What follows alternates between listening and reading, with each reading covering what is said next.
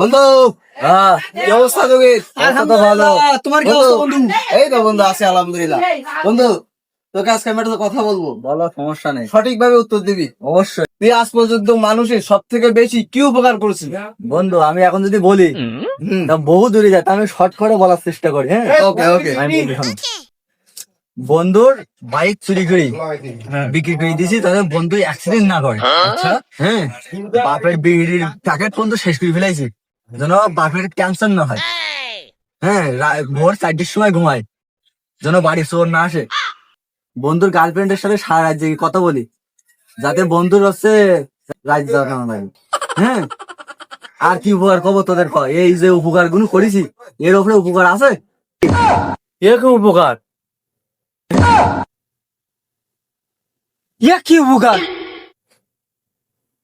উপকার উপকার, এটাই হলো উপকার। মানে